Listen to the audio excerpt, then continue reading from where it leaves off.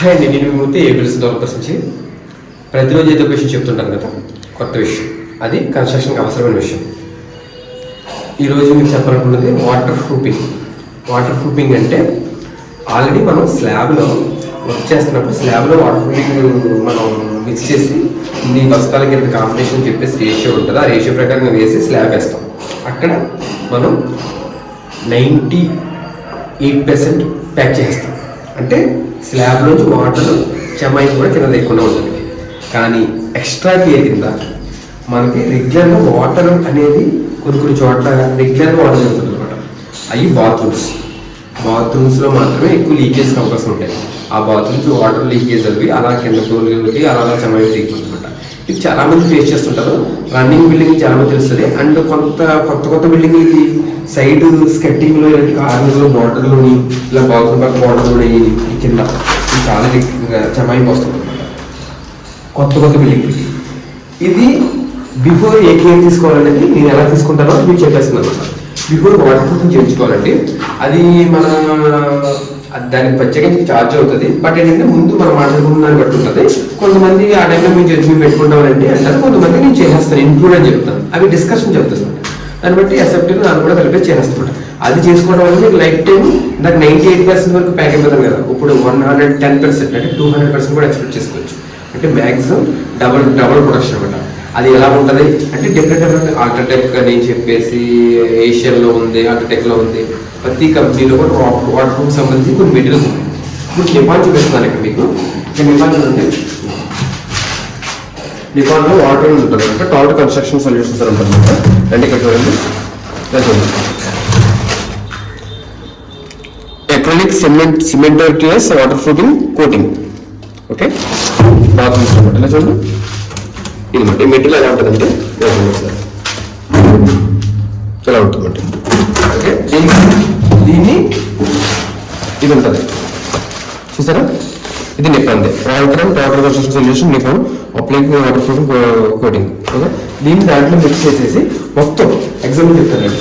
ఇదంతా ఎందుకున్నారు, బాత్రూమ్ లోపల డిఫరెంట్ కన్స్ట్రక్షన్ చేయడం మిగిలిపోయిన చెత్త అంతా కూడా మొత్తం క్లీన్ చేసేసి, అంటే చిన్న ఇసుక రేలు కూడా ఉన్నంత బాగా క్లీన్ చేసేసి ఈ గోడలను అలా తయారు చేసేసిన తర్వాత ఆ రేట్ని ఇలా చేస్తాం.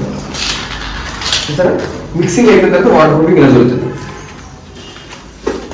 మన జనరల్గా ఒక 4 inches 5 inches వరకు మనం పీసెస్ వేసేసి ఈ పైప్స్ ఏం కనపడకుండా పీసెస్ దీని మీద టైల్స్ వేస్తాం. కానీ నేను 1.5 feet వరకు కూడా వాటర్ ప్రూఫింగ్ చేయించమండి. దీనివల్ల ఏంటంటే ఇక్కడ దాకా వాటర్ లేని వస్తుంది. మనం ఎన్నిసార్లు వాష్ చేసుకున్నా, స్నానం చేసినా, ఏం చేసినా సరే ఇక్కడ దాకా వస్తుంది. కానీ ఇంకా కొంచెం కేర్ ఎక్స్ట్రా. అంటే ఇక్కడ వరకు వాటర్ నిండినా కానీ ఎక్కడ చెమ్మాయి రాదు. మనకి ఇంత నుంచి ఎప్పుడు కూడా పైన చెమ్మాయి కనపడుతుంది, ఇక్కడ కింద కనపడుతుంది. దీని ప్రకారం చూసుకుంటే వాటర్ ప్రూఫింగ్ ఎలా జరిగిందో చూపిస్తాం. ఇలా మొత్తం ఎప్పుడైతే మనం వాటర్ ప్రూఫింగ్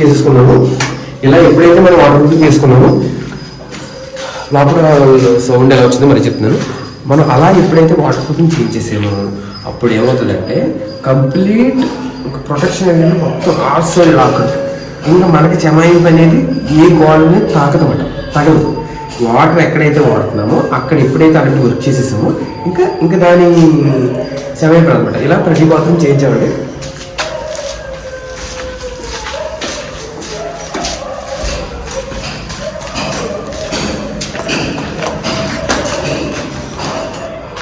చూడండి, ఇది కూడా చూడండి.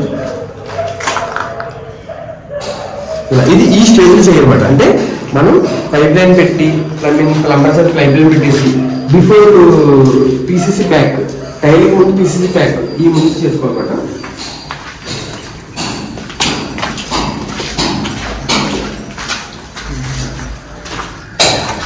ఈ బాత్రూమ్ కూడా చూడండి.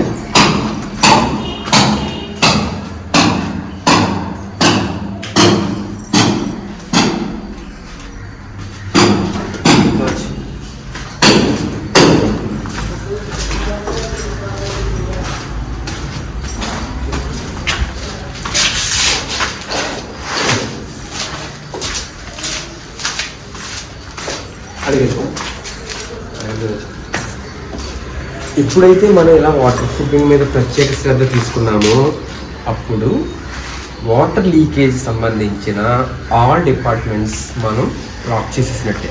ఇంకా వాటర్ లీకేజ్ అనేది ఈ బిల్డింగ్కి రాదు.